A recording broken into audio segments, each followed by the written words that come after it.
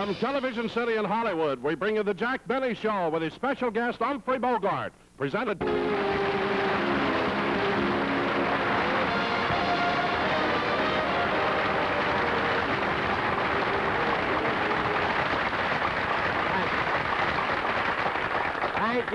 Thank you very, very much, ladies and gentlemen, and welcome to the Lucky Strike program.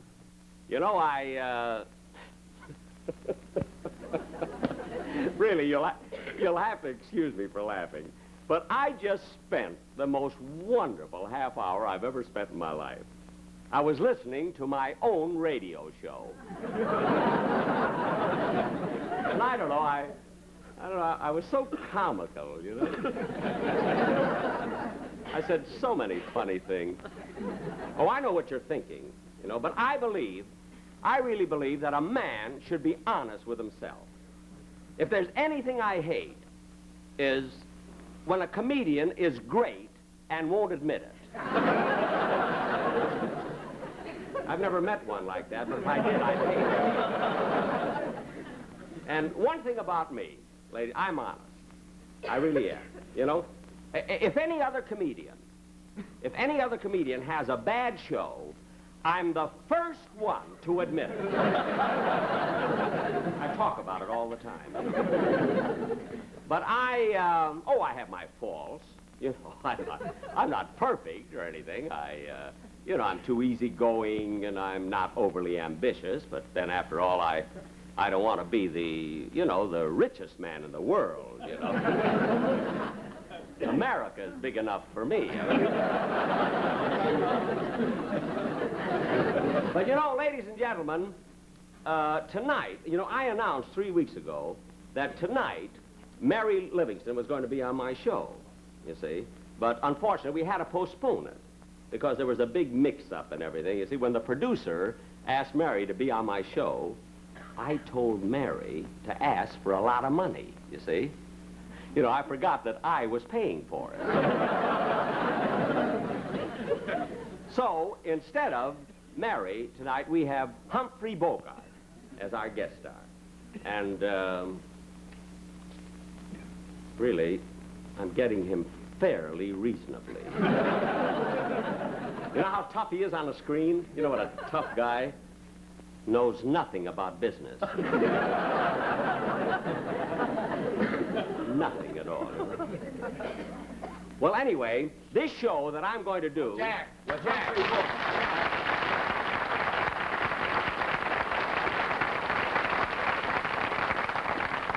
What is it, Bob? Jack, I want to talk to you a minute. What is it? Well, I just heard that you talked with the producer, and there's a possibility of my song being out of this show. Yeah, well, look, Bob, the reason for that is, see, this show is very, very long, you see, and we had to make up our minds whether we take out your song or my jokes, you see, and then we thought we would do what was best for the show. Oh, well, then my song is in.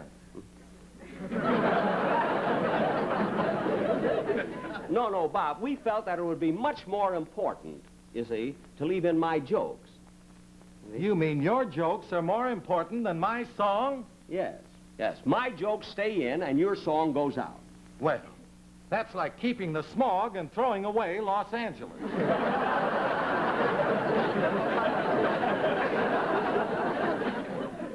Well, keeping the smog and throwing away Los Angeles. Pretty clever line, isn't it? Yes. Well, it's in my next TV show. I'm on TV 5 times a week. I thought you were tired. Let's see that.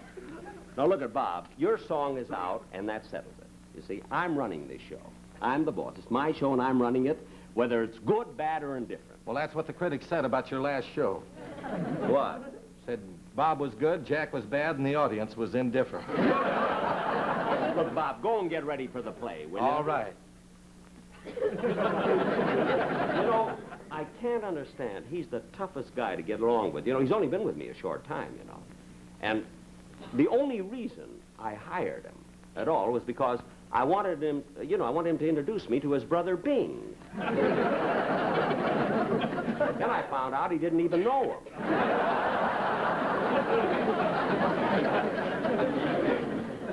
Well, anyway, as I say, the reason the reason that I've got Humphrey Bogart on this show, I want to tell you about the play that I'm going to do with Humphrey Bogart, is because my sponsor called me yesterday, I believe it was, and my sponsor, he's an awfully nice fellow, and my sponsor told me that he had a feeling, you know, he likes my shows. He likes my TV shows very, very much. But he had a feeling that I wasn't doing the integrated commercials. He said I wasn't making the middle commercials in the show important enough. You know, and after all, my sponsor's paying the bills and everything, and he has the privilege of making suggestions, you see. Of course, I don't have to take the suggestions. I have the privilege of quitting. But I don't want to abuse the privilege. So tonight on this show, in case you notice that we stress the commercial, you know I'm doing it. I'm doing it because...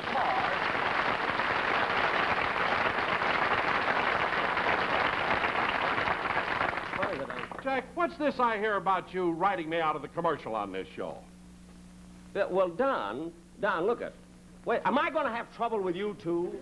You very well may. Oh, I very well may. Well, Don, the reason you're not doing the commercial, see, is because I have another very important way of doing it. Now, just a minute, Jack. Yes. What's more important about the commercial than the way I do it? Look, Don, you don't fit into it this week. Oh. I mean, hurting the script for the sake of your commercial is like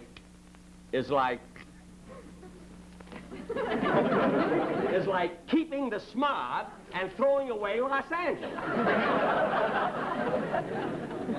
Excuse me. Look, now, ladies, Jack, look, don't you know what my doing this commercial means to me? Now, after all, I'm not a funny man. I don't tell jokes. I'm not an actor. I don't sing songs. I don't lead a band. What are you paying me for?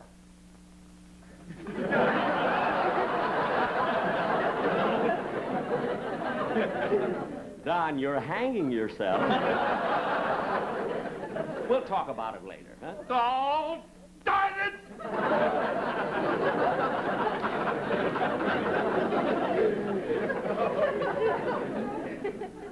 There's a fellow been with me 20 years. I can't understand why I have so much trouble with everybody in my cast. But everybody. Always complaining, always unhappy. I don't know. Maybe if I gave them more money, that... Nah. Better they should be unhappy than me.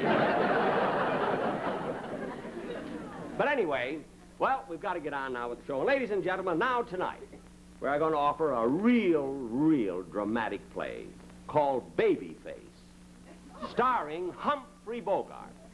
On with the show.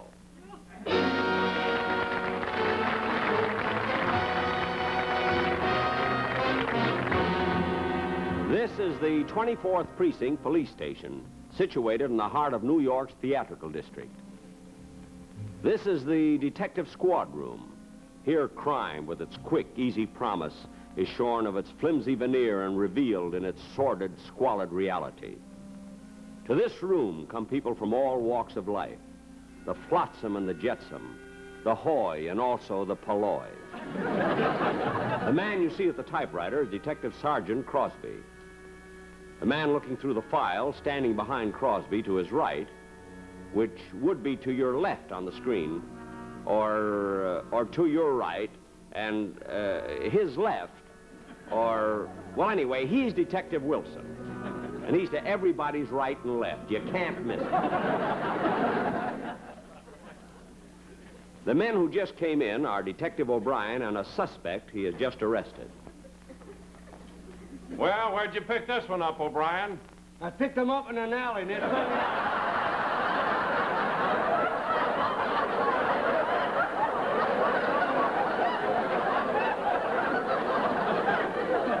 know what I've done? I thought I was trying to start a fire in a warehouse. He may be that firebug we've been looking for. Take him up and let the captain have a look at him. God, get in there. Come on, get in there. O'Brien was an honest cop. We could tell that from the clothes he wore. Incidentally, my name is Lieutenant Benny. I should be arriving at the office any minute. Oh, here I come now. I took off my hat and coat. I hung them up on the hall tree. With Wilson and Crosby. I had heard a funny story last night, and I passed it on to the boys.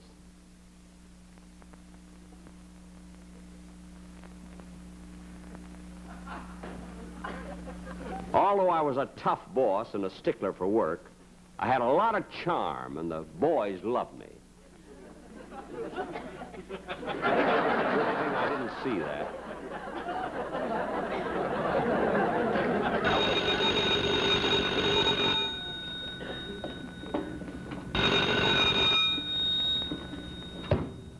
Hello? Precinct 24. Yeah? Detective Benny speaking. Just a minute. 385 Madison Avenue, eh? Window pried open. Uh-huh. Screen loose. No fingerprints. Must be the cat burglar, all right. We'll get him. Oh, the cat burglar again, huh? Yeah. It's the 15th cat he stole this week. It's terrible. My cat's afraid to go out at night. I don't blame her. Hey, Lieutenant. Here's Officer Sweeney's report. You know, he went over to Brooklyn to pick up that stripteaser. The strip teacher, that was 4 days ago. Yeah, I know, but Sweeney wants to make sure she's guilty before he brings her in. I tried to arrest her myself, but I couldn't get anything on her.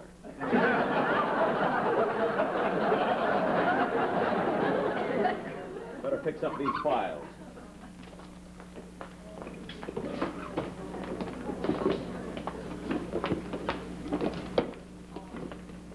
Well, Slim Finger Sarah. I caught her over at the automat. She was lifting the nickels out of the slots. She was. Again, eh? You can go, Burke. I'll take care of her. Come on. Take your filthy hands off me. Come on. I said take your filthy hands off me. All right. Don't holler. This ain't the first time you've been pinched. You're telling me I'm black and blue all over. Hey, Lieutenant, wasn't she in here about a month ago? Yeah, she's the slickest pickpocket in the country. Operates all over town. Last time I arrested her was at the zoo. The zoo? Yeah. She picked a baby kangaroo out of its mother's pouch. What made you do a silly thing like that? To me, a pocket is a pocket. Now make it easy on yourself and sign that confession. Maybe I'll give you a break. Oh, no, you don't. I ain't signing nothing till I talk to my lawyer. And besides, I'm entitled to make one phone call. These crooks know their rights, all right. Go ahead.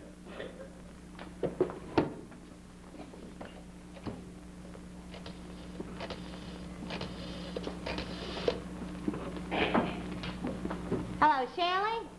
Yeah, this is Sarah. Yeah. Say, Shirley, will you do me a favor? Yeah, run across to my apartment, will you? The key is under the mat. Shirley, there's a pot roast on the stove in the kitchen. That's right. Just lower the gas under it, huh? Yeah, very low. I won't be home for 90 days.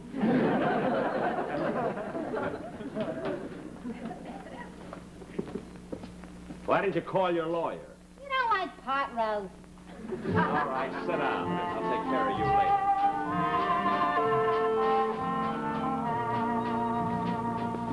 Though you may forget me, you're still on my mind.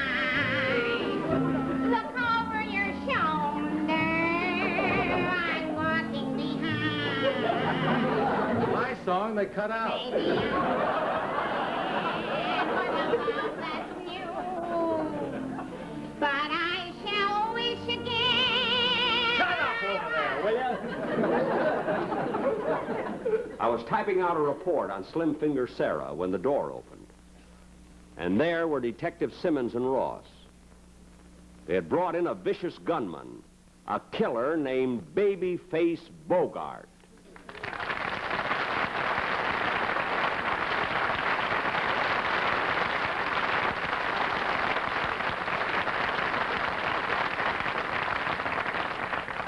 I didn't mind the applause he got on his entrance, but I resented the fact that Crosby and Wilson joined in. It looked like this time we had Bogart dead to rights. According to Detective Simmons and Ross, a little crook named Blinky Mason had been shot to death. They'd picked up Bogart a few yards from the scene of the crime with a smoking .45 in his hand.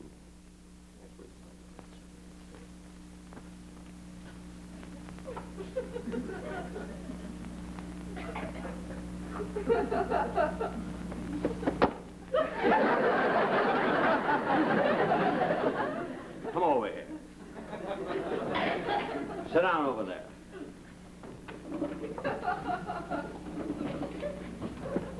All right, Babyface. Start talking. What do you know about Blinky Mason? I tell you, I ain't never heard of no Blinky Mason. Who cares if he was raised in a tenement and his mother said he was a nice little boy? Or his teacher, a sweet gray-haired old lady, cried when he graduated. And his brother owns a haberdashery store in Schenectady. I don't even know his girlfriend, a blonde dame that works in an aircraft factory. Or his boyhood chum that ran away from home and went to Australia. Wait a minute, Babyface. If you don't know Blinky Mason, how come you know so much about him? I seen it on This Is Your Life.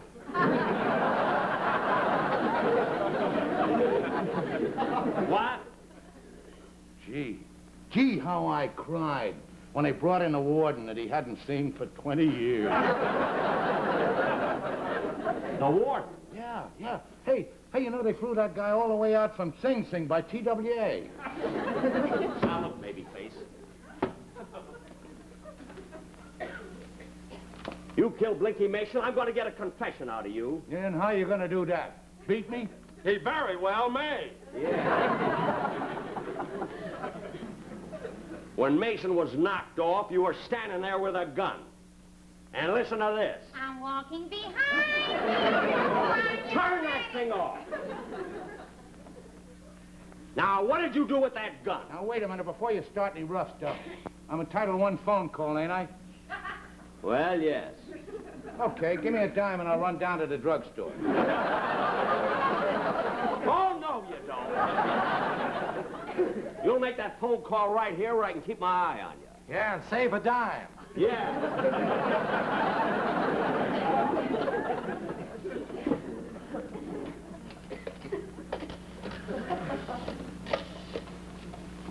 Hello, Shirley? Shirley? Yeah, well, listen, honey, this is Babyface. Yeah, well, I won't be home a little later. Oh, that's too bad. Now, what were we gonna have for dinner, honey? Pot roast. I could have told him that. Like that dirty crook. Yeah, now listen, Shirley, I want you to do something for me. You go in the living room and over by the fireplace, and inside of the fireplace, there's 2 loose boards. Now listen, you lift up those boards and you stick your arm in, and inside there's a package. Yeah, well, that's my laundry. Yeah, listen, I want it back by Friday. Why didn't you call your lawyer? Because I don't like the way he does my shirts. Now, look at here. You killed Blinky Mason, didn't you? I didn't do it, and I got a witness. Oh, yeah? Yeah. Why don't one of you guys question? Time for lunch. I'll go with you. Oh, no, you don't. You're not going to leave me alone with this guy. Get over there and sit down.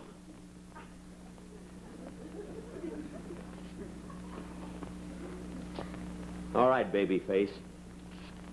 You can start talking now.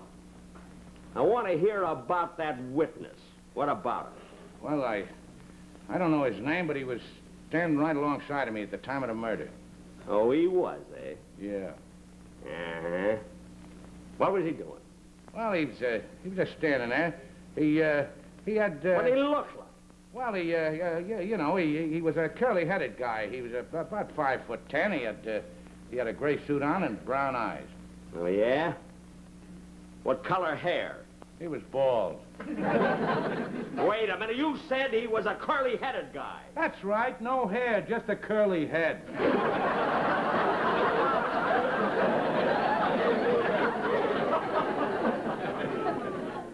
I ain't buying that, Babyface. Start singing. I'm walking behind. Not you!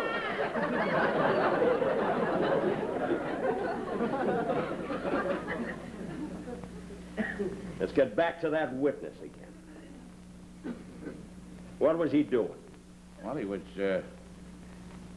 holding a cigarette in his hand. Yeah? What kind of a cigarette? I said what kind of a cigarette? Well, he was, I ain't gonna talk. I said what kind of a cigarette? All right, all right. It was a lucky strike.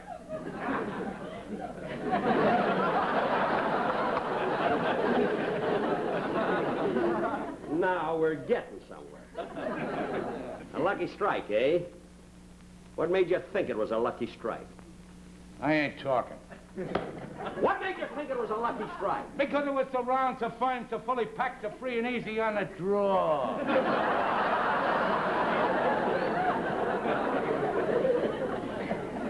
Can you remember that, Wilson? Are you kidding? One more question, Babyface. What was he doing with that cigarette? He was peeling it. Peeling it, eh? How'd you know it wasn't a banana? Because they let me taste it. It was a lucky strike, all right, because luckies taste better, fresher, fresher, smoother. Lucky strike, lucky strike.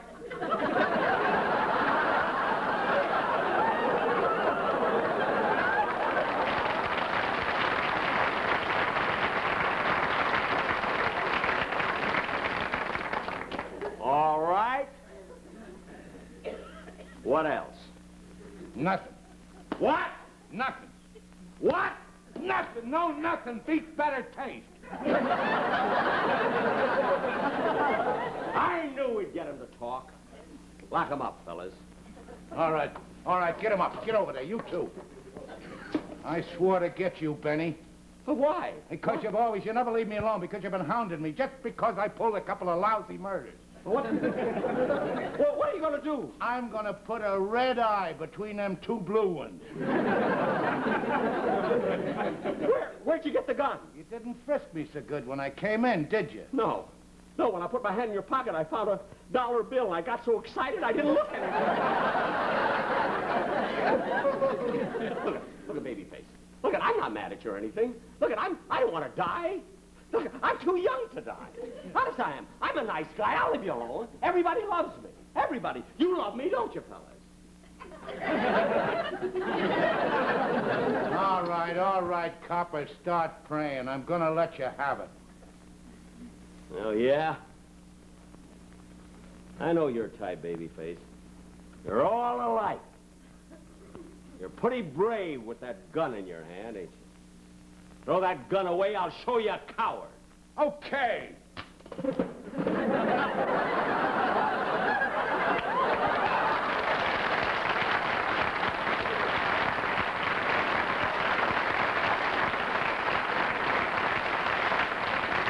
How about that? Come on, Sarah, let's go get that pot roast. Be my guest. I'm walking behind you.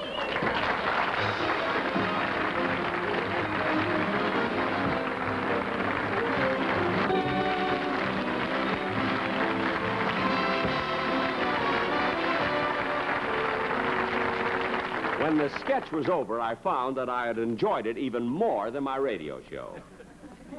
I was laughing so much I could hardly thank Humphrey Bogart for helping me give such a great performance. Bogey told me that he thought he had handled his role extremely well. He believes in being honest with himself, too.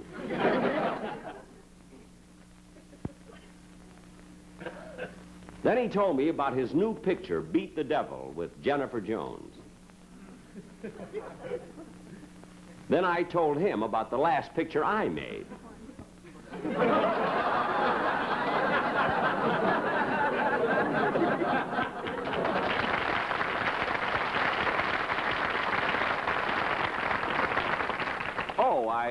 almost forgot to tell the audience that I'll be doing my next television show in 3 weeks. That's right, ladies and gentlemen. I'll be with you 3 weeks from today. And I believe, I'm pretty sure my guest star is going to be Johnny Ray. You see, I feel that I'm responsible for Johnny Ray's success. Because when I offered him a job a long time ago, he asked me for an awful lot of money, and I cried. And then he stole that from me.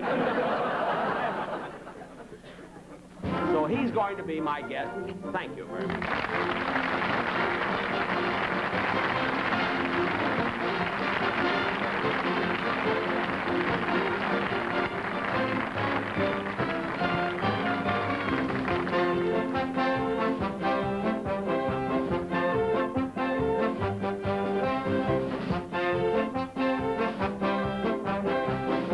Appearing on tonight's program were Sarah Berner and Benny Rubin.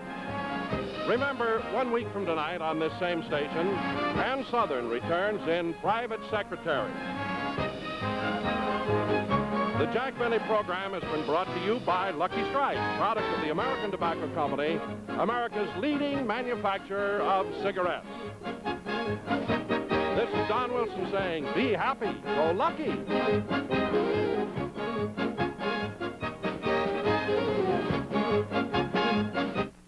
Sundays, Ed Sullivan's Toast of the Town on the CBS Television Network.